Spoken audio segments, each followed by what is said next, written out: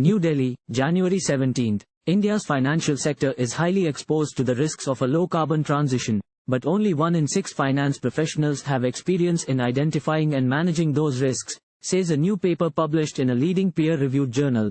In 2021, Prime Minister Narendra Modi committed India to reach net zero emissions by 2070. The shift to a zero-carbon economy will reduce the impacts of climate change, but undermine the profitability of polluting firms and create stranded assets. However, the study found that only 4 of the 10 major financial institutions surveyed collect information on environmental, social, and governance (ESG) risks. Moreover, these firms do not systematically use that information to make financial decisions. Further, high-carbon industries, power generation, chemicals, iron and steel, and aviation account for 10% of outstanding debt to Indian financial institutions. These industries are also heavily indebted, and therefore have less financial capacity to respond to shocks and stresses.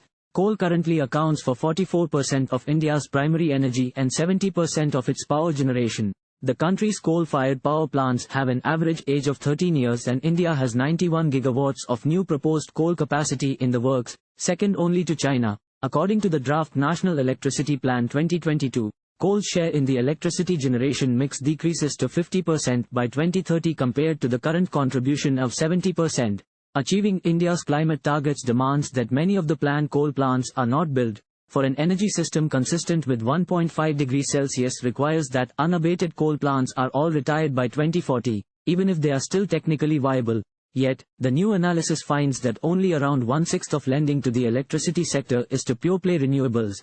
The financial decisions of Indian banks and institutional investors are locking the country into a more polluting, more expensive energy supply. For example, we find that only 17.5% of lending to the power sector has been to pure-play renewables. Consequently, India has much higher carbon electricity than the world average, despite its vast potential for cheap solar, wind and small hydropower. Shifting resources towards these renewables would deliver huge benefits: cheaper electricity, cleaner air and fewer emissions, said Sarah Colin-Brander, Director, Climate and Sustainability, OD. The study comes at the heels of India launching its first ever sovereign green bonds auction.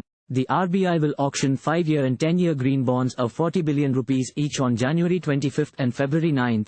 Mapping India's policy commitments against these lending and investment patterns reveals that India's financial sector is heavily exposed to potential transition risks. The Reserve Bank of India, RBI, has recognized the transition risks exposure to the Indian banking sector and set the direction for regulated entities on integrating climate risks in their stress tests and disclosures through its July 2022 discussion paper.